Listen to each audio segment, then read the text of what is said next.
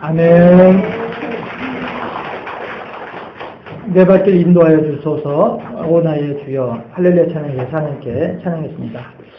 찬양의 가사와 같이 우리도 하나님께서 우리들의 발걸음을 친히 인도하여 주시고 그로써 주의 방투동산으로 인도해 주실 줄로 믿습니다. 오늘은 주현절이 지난 뒤 7번째 주일입니다. 거듭 말씀하고 나누고 있습니다만 주현절이라 함은 예수 그리스도께서 요단강에서 세례 요한으로부터 세례를 받으신 것을 기념하여서 그날 이후에 첫째 주, 둘째 주, 8번째 주일까지 지키는 것이 교회력에 의한 주현절입니다. 그래서 오늘은 그 중에 이제 마지막으로 하나 남겨놓고 그 앞에 있는 7번째 주일이 오늘입니다. 우리 구주 예수님께서 주현이 필요했던 것은 세례를 받으심으로써 당신을 온 세상에 밝히 드러내시는 이 주현의 과정이 필요하셨던 이유가 무엇일까? 오늘은 본문을 통하여서 하나님과 우리들과의 관계를 위해서 그리 행하셨더라 라고 하는 것을 오늘 본문을 통해서 한번 살펴볼 수 있기를 바랍니다. 다시 말씀드려서 죄를 지은 사람이 하나님으로부터 멀리 떠날 수밖에 없고 마치 아담과 하와가 에덴 동산에서 떠나올 수밖에 없었던 것처럼 말이죠. 했을 때에 아담과 하와가 그동안에 살던 에덴 동산에서 나와서 에덴 동산 바깥으로 나와보니까 어떤 일들이 있어요? 가시와 엉겅퀴가 무성한 그러한 땅이며 아담의 등줄기에서 땀이 흘러야만이 땅에서는 솟아낼 내는 이러한 슬픔과 괴로움의 연속인 그러한 삶이었더라. 결국 우리들도 마찬가지로 하나님을 떠나 있는 삶을 살다 보니까 슬픔과 고통의 연속인 삶을 살아갈 수밖에 없는 우리들이더라 라고 하는 것입니다. 했을 때에 예수님께서는 당신께서 이 세상에 당신의 모습을 드러내시면서 주현을 통하여서 하나님과 우리들과의 관계를 회복하는 그런 일들을 이루기를 원하시더라 라고 하는 것입니다. 그러기 때문에 예수님께서 십자가에 달려 돌아가시면서 하시는 말씀 가운데에 마지막 말씀이 오 주여 나의 영혼을 아버지의 손에 부탁하나이다. 이것이 가장 마지막 말씀이고 그 바로 앞에 있는 말씀이 다 이루었다 라고 하는 말씀이잖아요. 무엇을 다 이루었을까요? 하나님께서 나를 통하여 하고자 하는 일들을 다 이루셨다라고 하는 것이죠. 그 일이 뭡니까? 하나님과 사람과의 어그러진 관계, 그래서 너무 멀리 떨어져 있는 관계, 이 관계를 하나로 합쳐질 수 있도록 화합케 하는, 화목케 하는 그 일을 다 이루었다라고 예수님께서는 말씀하시고 돌아가시는 것이죠. 예수님께서 주현을 하신 이유는 바로 그렇게 하나님과 우리들과의 화해를 위해서 주현을 하셨다. 그러면 오늘 본문을 통해서 우리가 그러면 예수님께서 이루어 놓으신 이 화해의 길에서 우리들이 어떻게 해야만이 이 화해의 열매를 거둘 수 있을까? 이걸 생각해 보고자 할 때에 하나님께서 우리들에게 무엇을 요구하시느냐면은 거룩함을 요구하시는 거예요. 해서 과연 그렇다고 한다면 우리가 하나님과 화목되기 위해서는 우리가 거룩해져야만 할 터인데 너희는 거룩하라. 왜냐하면 내가 거룩하기 때문이니라. 예수님께서 말씀하신단 말이에요. 그래서 거룩하라 라고 하는 제목을 통해서 하나하나 살펴보게 될 때에 우리들 각자를 향하신 하나님의 음성을 듣는 복된 시간이 되어질 수 있기를 주님의 이름으로 축원합니다.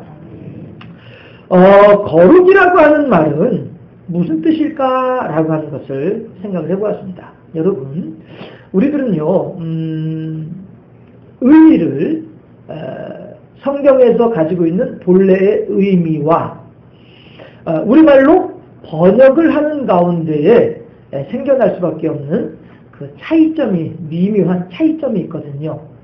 그런데 그런 차이점에 대해서는 미처 생각하지 못하고 성경에서 본래적으로 말하는 의미는 잠깐 이렇게 내려놓고 그저 우리가 사용하는 말대로, 우리가 사용하는 의미대로 그렇게 하나님의 뜻을 이렇게 받아들이는 경우들이 덜어 있는데 그 가운데 하나가 바로 이 거룩이라고 하는 단어가 그 가운데 하나이기도 합니다. 우리가 생각하는 거룩이라고 하는 것과 하나님께서 말씀하시는 거룩은 다르다라고 하는 거죠. 그래서 도리어 우리가 생각하는 거룩이라고 하는 개념은요, 도리어 경건이라고 하는 개념으로 바꾸는 것이 더 정확한 의미가 되어집니다. 그래서 경건이라고 하는 단어는 경건이라고 하는 말이 어떤 뜻이냐 하면은요, 그 헬라어로 유세베이아라고 하는 단어를 발음하는 그런 단어를 사용을 합니다. 그런데 유세베이아라고 하는 단어를 우리가 가장 쉽게 이해할 수 있도록 생각을 해보자면, 지게가 있죠. 지게가 있는데 내려놨는데 지게가 넘어지지 않고 있어요. 왜 그래요? 팔대가 그쵸? 팔대가 딱 지탱하고 있기 때문에 그 가느다란 지게 작대기 하나임에도 불구하고 이 지게 작대기가 그 무거운 지게를 버티고 있다라고 하는 거예요. 유세베이아라고 하는 말은 그 뜻이 되는 거예요. 하나님께서 우리들을 받쳐주고 계셔요. 이게 유세베이아예요. 이게 경건이에요. 다시 말해서 하나님 지키고요, 나 혼자 똑바로 설 수 있습니다. 지게가, 그 다리발에 짐을 싣고 있는 지게가 지게 작대기 없이 혼자 똑바로 설 수 있나요? 못 서거든요. 그러니까 그 사실을 알고 난 뒤에는 오 하나님이시여 저를 지탱해 주시옵소서. 마치 우리 오늘 할렐루야 찬양에서 찬양한 것처럼 주님의 인도하심을 의지하면서 나아가오니 나의 발걸음을 지켜주시옵소서. 이게 경건이에요. 오직 하나님만을 의지하는 것, 이게 경건이에요. 사람이 생각을 할 때에는 그 무거운 지게하고 그 가느다란 지게 작대기하고 야, 저 지게 작대기가 견뎌낼까 생각할 수 있을지 모르지만 지게 작대기는 튼튼합니다. 여간에서는 이 지게가 넘어가지 않습니다. 하나님께서 그렇게 우리들이 모든 것을 하나님께 전적으로 믿고 맡길 수 있을 때 이것이 바로 유세베이아고 이것이 경건이라는 거예요. 마치 걸음마 시작하는 어린아이가 엄마가 잡고 있는 손을 확 하나 탈시면서 혼자서 걸어가려고 하다가 픽 넘어지잖아요. 넘어지고 나면은 앙 하면서 운단 말이에요. 그러니까 엄마가 와서 얼른 일으켜주고 탈탈 털고서 거봐. 그러니까 엄마 손 잡고 가야지 하고 딱 끌고 손을 잡고서 걸어갈 때 그게 유세베이아인 거예요. 어린아이가 하나님 없이 엄마 없이 나 혼자 할 수 있어요? 가 아니라 나는 할 수 없습니다. 나를 지켜주시옵소서. 이게 유세베이아고 이게 경건이란 말씀이 있죠. 우리나라 사람들이 사용하는 거룩이라고 하는 단어는 수채 이렇게 경건이라고 하는 말에 더 가까운 말이더라. 그렇다면 성경에서 말하는 거룩이라고 하는 말의 의미는 무엇이냐? 성경에서 말하는 거룩이라고 하는 말은요, 히브리어로, 경건이라고 하는 말은 헬라어로 살펴보았는데요, 거룩이라고 하는 말은 히브리어로 살펴보게 되면 코데시라고 하는 단어를 사용을 해요. 그럼 이 코데시라고 하는 단어는 뭐냐 하면은요, 마찬가지로 우리가 얼른 이해하기 쉽도록 또 생각을 해보면은 큰 대야에 물을 한가득 담아놨어요. 그리고 거기에다가 기름 한 방울을 똑 떨어뜨려 놨어요. 그러면 이만한 대야에 기름 한 방울이라고 해봐야 요 새끼손가락만큼이나 되겠어요? 예. 그럼에도 불구하고 이 기름은 아무리 많은 물이 있고 아무리 많은 파도가 친다 할지라도 요만한 기름은 흩어지지 않고 딱 그대로 있으면서 물하고 섞이지 않아요. 이렇게 주변에 있는 다른 것들과 섞이지 않는 것, 이것이 코데시예요. 그리고 이 코데시라고 하는 단어를 우리 성경에서는 거룩이라고 하는 단어로 번역을 해놓은 거예요. 여러분 어떠세요? 우리가 그래 목사님은 거룩해야 돼 라고 할 때 그 거룩의 의미는 뭐예요? 다닐 때에는 늘 이렇게 성경책 이렇게 탁 끼고 이렇게 하고서 천천히 걸어다니면서 고개도 약간 들고 이렇게 다니는 이게 거룩이야. 우리들은 그렇게 거룩의 의미를 생각을 하지만 거룩이란 말보다는 그건 수채 경건이라고 하는 단어에 더 가까운 말이다. 성경에서 말하는 진정한 의미의 거룩이라고 하는 말은요, 아무리 주변에 지저분한 것들이 많고 아무리 주변에 더러운 것이 많이 있다 할지라도 내가 그 주변에 있는 것들로 인하여서 오염되지 않는 것, 이것이 거룩이다라고 하는 거예요. 그러니까 우리들이 아무리 죄악이 관영하는 이 세상 속에 살고 있다 할지라도 죄악과 벗하지 아니하면서 오직 하나님의 말씀을 따라서 구별되어지고 죄악과 더불어서 어울렁더울렁 하는 것이 아니라 너는 죄를 범한다 할지라도, 그리고 너는 나에게 강제로 너와 같은 죄를 범하자고 내게 요구한다 할지라도, 우리들이 흔히 하는 말로 내 목에 칼이 들어온다 할지라도 아닌 건 아닌 것이야 라고 하는 말인 것처럼, 우리들이 아무리 주변에서 보암직도 하고 먹음직도 하고 지혜롭게 할 만큼 탐스러운 그러한 죄악의 열매가 내게 보인다 할지라도, 아니 나는 절대 눈으로 쳐다보지도 않을 것이고 손으로 만지지도 않을 것이고 그걸 내 입에 집어넣지도 않을 것이다, 이런 부중결단, 이것이 거룩이란 말이에요. 성경에서 말씀하시는.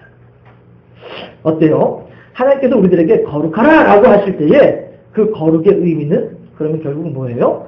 죄악 가운데에서 죄악과 더불어서 어울리지 말아라, 이것이죠. 너희들이 살아가는 세상은 어쩔 수 없이 바람 불고 먼지 나고 비 오고 눈 오는 그런 세상이다. 그럼에도 불구하고 그 온갖 죄악의 유혹 가운데에서도 너희는 거룩하라. 무슨 얘기예요? 죄짓지 말아라, 이 뜻이 되는 거죠. 그 사람들과 같이 죄짓고서 같이 그냥 번커니 작커니 하면서 이렇게 어울려서 지낼 것이 아니라, 그들은 아무리 나한테 번커니 한다 할지라도 아니야, 난 하나님 믿는 사람이야. 이것이 거룩이란 말이죠.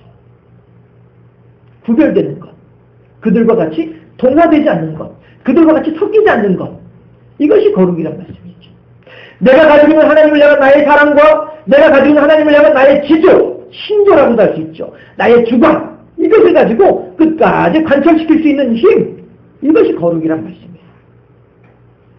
과연 그렇다 한다면 우리들은 어떠할까 하는 것입니다. 비근한 예로 이런 것을 생각해 볼 수가 있죠. 이른바 어렸을 때도 그렇고 지금도 그렇고 많은 가정이 그렇게 하고 있습니다만은, 저 어렸을 때 기억에 어머니가 밥을 이렇게 밥솥에 밥을 하시면 먼저 특별하게 이제 생긴 주발이 있어요.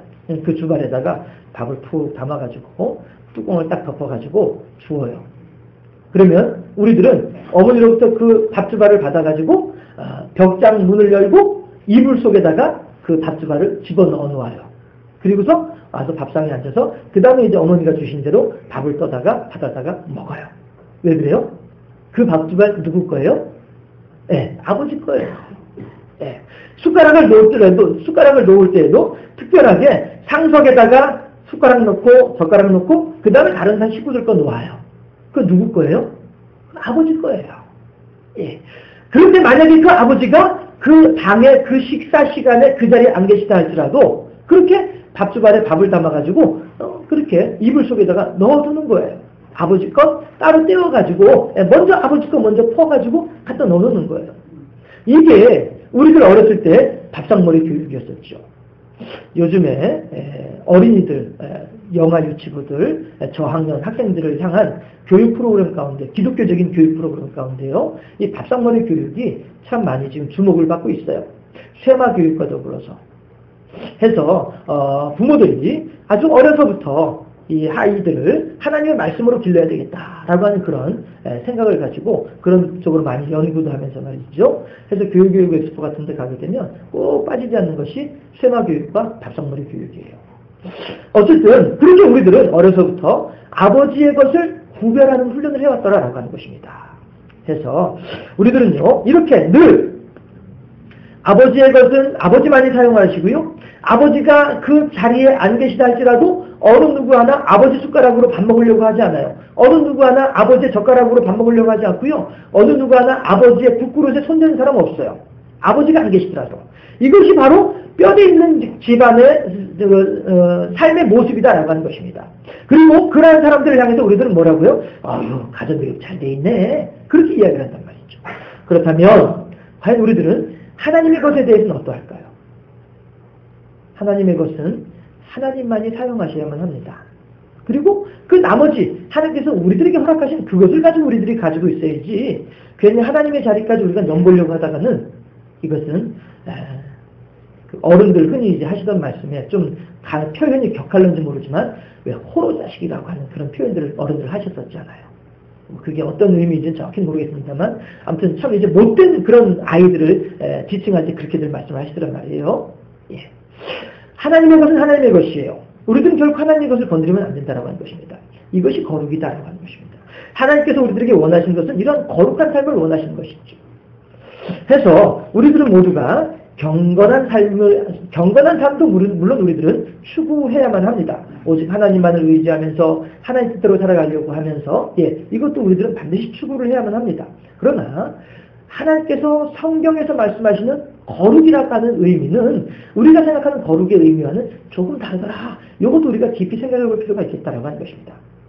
해서 오직 하나님을 의지하면서 오직 하나님만을 살아가는 가운데 그런 경건한 삶을 살아가는 가운데에서 하나님께서 원하시는 바대로 어떠한 죄악된 일들이 있다 할지라도 우리가 거기에 동화되어지지 아니하고 오직 하나님의 것을 구별하여서 하나님께 돌려드리고 나 또한 그렇게 하나님께서 원하시는 거룩한 삶을 살아가는 이러한 복된 하나님의 삶을 하나님의 뜻대로 행하는 그런 우리들이 되어질 수 있기를 주님의 이름으로 축원합니다. 그랬을 때에 우리들은 어쩌면 좀 어려운 내용일 수도 있겠습니다만 우리들 스스로의 모습을 한번 살펴보면 어떨까 합니다. 과연 우리들은 거룩할까? 그렇다고 한다면 과연 우리들은 거룩할까? 과연 우리들은 구별되어져 있을까? 과연 우리들은 어느 누가 보더라도 저 사람은 예수 믿는 사람이야? 과연 우리들은 그런 평을 받고 있을까?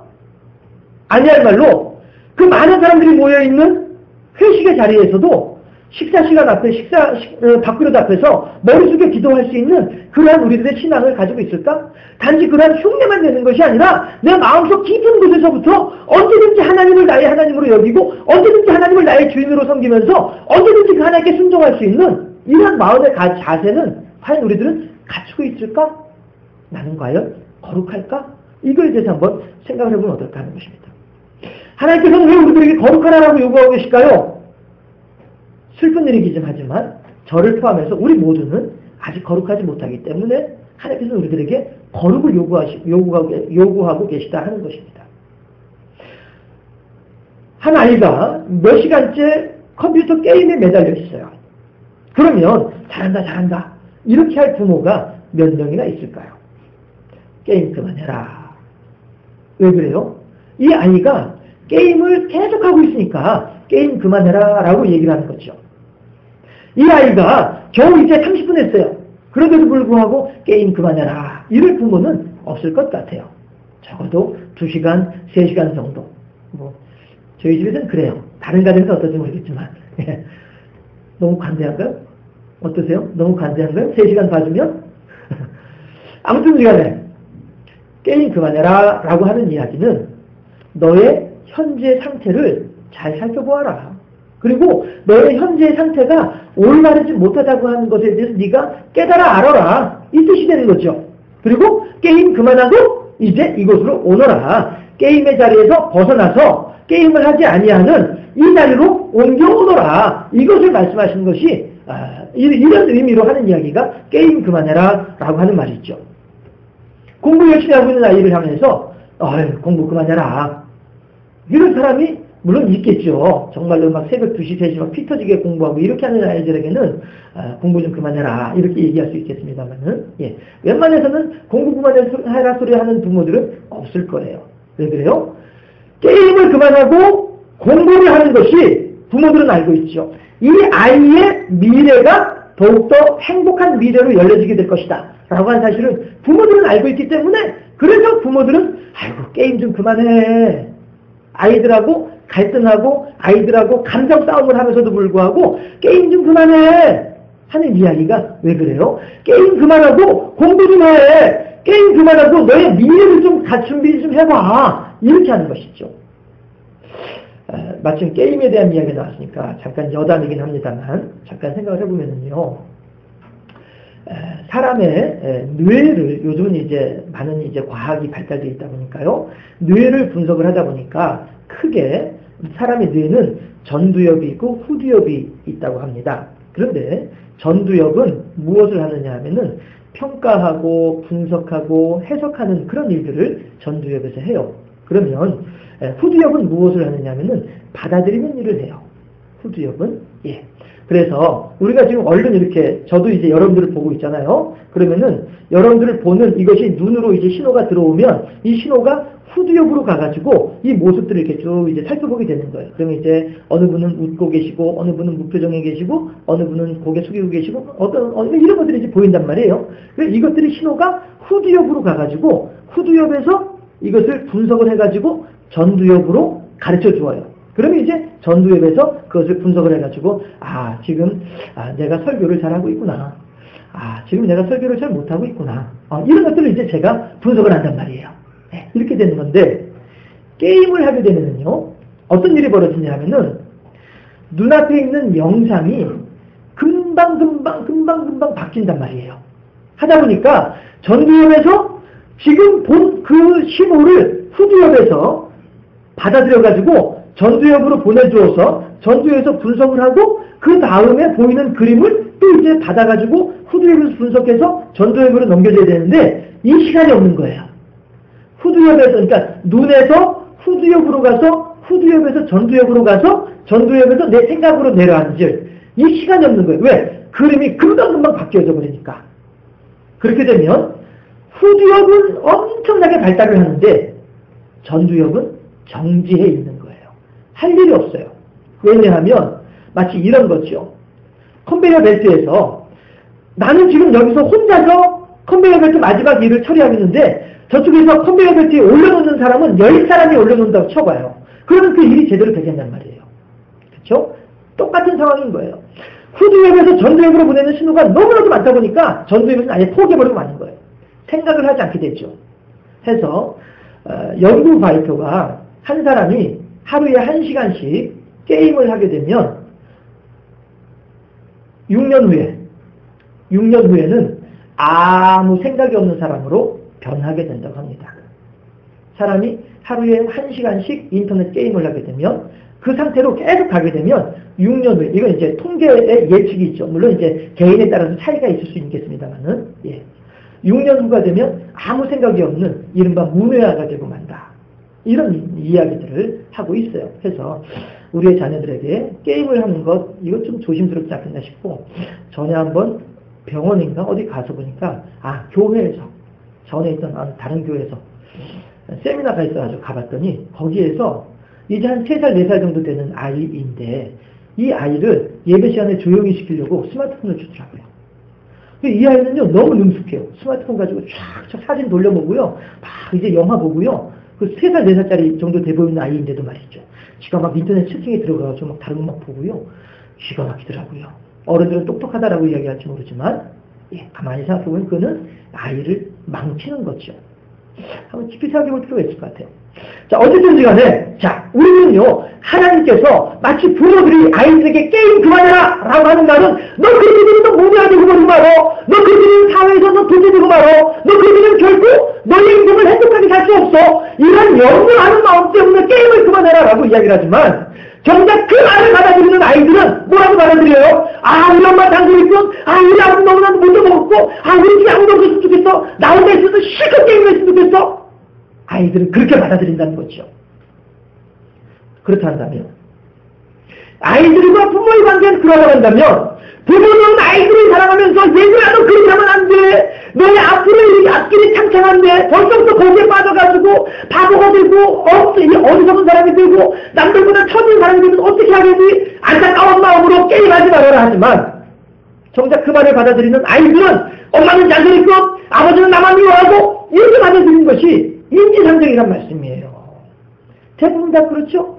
가정에서 아이들 게임하는 문제 때문에 한두 번씩은 얼굴 붉히고 한두 번씩은 눈에 눈물 쏟고 그런 일들 없었겠습니까? 자, 그렇다면 이번에는 부모와 자식의 관계가 아니라 성도와 하나님의 관계로 한번 대입을 시켜봅시다. 어떠할까요? 하나님께서 우리들에게 거룩하라고 말씀하셔요. 하나님께서 우리들에게 거룩을 명하고 계십니다. 왜 그렇습니까? 왜 우리가 아이들이 향해서 게임 그만해라고 하면서 아이들이 그렇게 싫은 말임에도 불구하고 분명히 내가 이렇게 말하는 우리 아이가 인상 굵힐 거야 하는 걸 알면서도 어째서 우리가 아이들에게 게임 그만해라라고 이야기를 합니까? 어째서 하나님께서 우리들에게 거룩하라고 말씀을 하시고 요구하고 계십니까? 우리들은 지금 어떠합니까? 성령께서 우리들에게 하신 말씀을 우리들은 지금 어떻게 받아들이고 계십니까? 하나님은 우리들에게 우리들의 스탠스, 우리들이 현재 있는 이 컨디션, 이 상태, 여기에서 보다 더 밝은 미래를 약속할 수 있는, 보다 더 행복한 세계를 이끌어줄 수 있는 그대로 오라고 그렇게 우리들을 권면하고 계시는데, 어쩌면 우리들은요, 우리의 자녀들이 사랑과 기대와 관심이 가득한 부모의 말을 그저 잔소리로 치부해버리고 마는 것처럼, 어쩌면 우리들 또한 그렇게 하나님의 우리들을 향하신 부르심에 대해서 우리들 또한 그렇게 마치 아이들이 부모의 말을 잔소리로 받아들인 것처럼 말이죠. 그러고 있지는 않겠는가.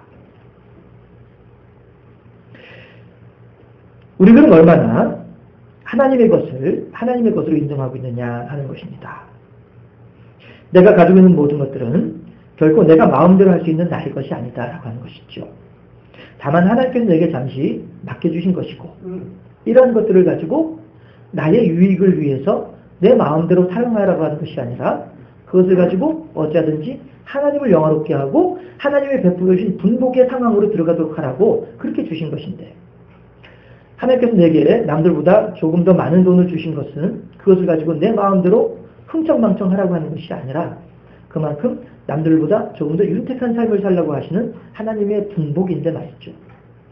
하나님께서 내게 남들보다 조금 더 강한 좋은 건강을 주신 것은 그 건강을 가지고 내가 원하는 육신의 소욕을 따라 살라고 하시는 것이 아니라, 도리어 그 허락하신 건강을 가지고 남들을 사랑하고 섬기며 하나님을 기쁘시게 하는 일에 사용하라고 주신 것일 뿐인데 말이죠. 그럼에도 불구하고 자식도 마찬가지죠. 내 자식이요, 내 아들이요, 내 딸이라고 해서 내가 내 마음대로 할 수 있는 것이 아니라, 그렇게 내 마음대로 그들을 재단해서 그들을 그 방향으로 끌고 가려고 하는 것이 아니라, 도리어 그들을 통해서 하나님의 마음을 알고, 그들을 통해서 하나님의 사랑을 알고, 또한 그들에게 그렇게 하나님의 사랑을 나누어주고 하나님의 마음을 전달해주고 하라는 그런 의미에서, 그러므로 말미암아 아름다운 신앙의 가문으로 세워지도록 하라고 하는 그런 의미에서 우리들에게 주신 자녀인데도 불구하고, 어쩌면 우리들은 그런 모든 것들을 그저 내가 운이 좋아서, 그저 내가 노력을 많이 해서, 내가 훌륭해서 그래서 내가 얻은 것이냐, 그렇게 생각하고 살아가는 것은 아닌가 하는 것입니다. 내 주머니에 돈, 내 자녀, 내가 뼈 빠지게 모은 재산 아무것도, 내 마음대로 할 수 있는 것은, 나의 것은 아무것도 없으며 단지 하나님께서 잠시 잠깐 내게 맡겨주신 하나님의 은혜일 뿐이다. 이것을 알게 될 때 우리들은 하나님께서 원하시는 보다 더 거룩한 삶을 살 수 있지 않겠느냐 라고 하는 것입니다. 해서 이 거룩함이라고 하는 것은 우리가 실천해도 되고 그저 무시해도 되고 많은 이러한 것이 결코 아니라 하나님의 명령이다라고 하는 것입니다. 해서 이 명령을 따르지 않고 내 것인 것처럼 그렇게 나의 삶을 하나님의 뜻과 반대되는, 즉 거룩하지 못한 삶을 살게 되면 어떻게 해요? 주인 되시는 그 하나님께서는 우리에게 놓아주셨던 그 촛대를 들어서 다른 쪽으로 옮기실런지도 모를 일입니다. 오직 하나님 뜻에 합당하게 주님의 것을 주님의 것으로 고백하는 거룩한 삶을 살아가는 우리 모두가 되어질 수 있기를 주님의 이름으로 축원합니다. 마지막으로 그렇다고 한다면 우리가 하나님의 말씀대로 거룩하게 되면, 거룩을 위해서 노력을 하고 거룩을 위해서 힘쓰게 되면 물론 100% 거룩할 수는 없습니다. 우리들은 왜냐하면 연약한 인간이기 때문에. 다만 거룩함의 수준을 위해서 우리가 노력을 하고 거룩함의 수준을 위해서 우리가 열심히 힘을 쓰는 이 성실한 자세, 이 자세만으로도 하나님께서는 기뻐하시게 될 터인데요. 어쨌든 우리가 하나님의 명령을 준행하기 위해서 힘쓰고 애쓸 때에 그렇게 되면 우리들은 어떻게 될까? 거룩함의 결과는 무엇일까라고 하는 것입니다. 좋은 부모는요, 자녀와의 약속을 잘 지키는 부모가 좋은 부모이죠. 마침 스마트폰 얘기도 나오긴 했습니다만은, 작년에 우리 교회 학교에 아이 중에 하나가 열심히 공부를 해가지고 좋은 성적을 거둔 적이 있었어요. 그래가지고, 이렇게 참 열심히 했네 했더니 들려오는 이야기가, 그렇게 좋은 성적을 내면 아빠가 스마트폰을 사주겠다. 이렇게 약속을 했다는 거예요. 그러면 과연 그 아빠는 그 아이에게 스마트폰을 사줬을까요? 안 사줬을까요? 좋은 부모는 아이와의 약속을 잘 지키는 사람이 좋은 부모입니다. 자, 하나님께서 우리들에게 거룩하라고 요구를 하셨어요. 그럼 우리가 그 하나님의 나라에서 거룩함을 이루기 위해서 힘을 쓰고 애쓰고 있습니다. 그러나 하나님께서는 우리들에게 무엇을 어떻게 해주시겠느냐라고 하는 거예요. 여러분 그 김신조라고 하는 사람 잘 아시죠? 예, 이 사람이 북한에서 난파한 무장 공비였었죠. 예, 그런데 이 사람이 나중에 어떻게 했냐면은 전향을 했어요. 전향이 뭡니까? 나 이제 더 이상 공산주의 하지 않고 여러분들과 같이 민주주의를 따르겠습니다. 이게 전향이지요. 그렇게 하고 나니까 우리나라에서는 어떻게 해요? 그 사람을 더 이상 적군이 아니라 우리들과 같은 동족으로 우리들의 국민으로 받아주었죠. 대한민국 시민권을 주었단 말이에요. 그리고 하나님께서는 이 시민권을 받고 있는 김신조라고 하는 사람의 마음속에 은혜를 베풀어 주셔서 결국 이 사람이 목사님이 되셨다라고 하는 거예요. 보세요. 불과 얼마 전까지만 하더라도 서로 총을 들이밀고서 서로가 서로를 죽이려고 했었던 철천지 원수와도 같았던 서로의 생명을 빼앗으려고 했었던 그런 사람이었습니다. 내 적이었습니다. 내가 저 사람을 죽이지 않으면은 내가 저 사람 때문에 죽을 수도 있는 그러한 급박한 상황 속에서 첨예한 대립과 갈등 속에 있었던 사람이었습니다. 그럼에도 불구하고 그 사람이 총을 내려놓고 두 손으로 항복을 하니까 우리들은 더 이상 그에게 총을 쏘지 않았습니다. 그리고 그 사람은 도리어 마음을 바꾸어가지고 그래요, 저는 더 이상 공산주의 하지 않을게요. 저도 민주주의자가 될게요. 라고 하니까 우리들은 그에게 시민권을 주었습니다. 그리고 그 사람이 하나님 죄송합니다. 지금까지는 제가 죄인으로 살았는데 이제는 하나님 은혜대로 살겠습니다. 라고 하니까 하나님께서 그에게 성령을 무한하게 부어주더라고 하는 거예요. 자, 그렇다면 우리들은 하나님과 적이 되어져 있을까요? 하나님과 동지가 되어져 있을까요? 우리가 거룩하기 위해서 힘쓰고 거룩하기 위해서 애쓰는 것은 바로 이 하나님과 한편이 되어지는 것이에요. 하나님과 동지가 되어지는 것이에요. 김신조라고 하는 사람이 북한에 있던 사람임에도 불구하고 우리의 동지가 되고 우리의 친구가 되니까 우리가 가지고 있는 모든 혜택들을 그에게 다 베풀어 주잖아요. 우리가 하나님의 편이 되어주고 우리가 하나님의 친구가 되어주고 우리가 하나님께서 요구하신 바대로 거룩한 삶을 살게 되면 하나님의 가지고 계신 모든 부유한 것이 다 우리들에게 그대로 전달되어질 줄로 믿습니다. 우리가 우리의 자녀들을 향해서 게임 그만하고 공부해라 라고 하는 것은 그 자녀를 위한 사랑의 마음이었던 것처럼 하나님께서 우리들에게 너희들은 거룩하라, 너희들은 더 이상 죄를 짓지 말고 너희들은 더 이상 악한 생활 가운데 빠지지 말고 너희들은 이제 나의 뜻대로 들어가며 이 세상 가운데에서 예수 믿는 피와 표를 내면서 예수의 향기를 드러내면서 하나님의 뜻대로 살아라 라고 요구하신 것은 우리들을 해코지 하고자 함이 아니라 우리들을 힘들게 하고자 함이 아니란 말이에요. 우리들을 도리어 행복하게 해주기 위함이다. 내가 거룩하니 너희도 거룩하라 라고 하신 이 말씀은 도리어 우리들에게 귀한 복의 말씀이요 약속인 줄로 믿고 하나님의 뜻대로 거룩한 삶을 살아가며 하나님을 영화롭게 한 삶을 살아가기를 힘쓰고 애쓰는 우리 모두가 되어질 수 있기를 주님의 이름으로 축원합니다. 기도하겠습니다. 할렐루야. 좋으신 아버지 하나님, 하나님께서는 레위기 19장 1절 2절 말씀을 통하여 온 이스라엘 회중에게 말씀하시기를 거룩하라, 이는 내가 거룩하기 때문이라 라고 말씀하고 계시는데, 예수 그리스도께서 이 땅에 오셔서 세례를 받으시며 당신의 모습을 우리들에게 밝게 보여주시며 우리들에게 가르쳐주고자 하셨던 것도 이렇듯 하나님과 우리들과의 화목의 관계이며 우리로 하여금 하나님 뜻에 합당한 모습으로 거룩한 사람이 되어져 가기를 바라는 하나님의 예수님의 마음인 것을 우리들은 이제 알았사오매 주여 우리도 이제 거룩한 삶을 살게 하여 주시옵소서.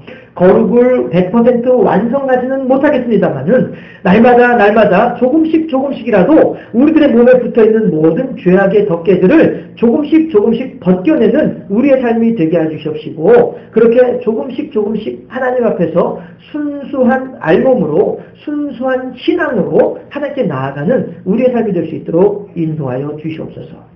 어제보다는 오늘이 죄를 덜 범하는 우리의 삶이 되게 하시옵시고 오늘보다는 내일이 하나님을 조금 더 사랑하는 우리의 삶이 되게 하여 주셔서 하나님께 조금 더 가까이 나아가는 우리가 되게 하시고 그렇게 하나님 아버지 앞에서 조금 더 거룩을 완성해가는 우리가 되게 하시며 그렇게 하나님으로부터 조금 더 많은 복을 받아 누리는 조금 더 행복한 삶을 살아가는 조금 더 거룩해지는 우리 모두가 되게 하옵소서. 예수 그리스도 이름으로 감사하며 기도하옵나이다.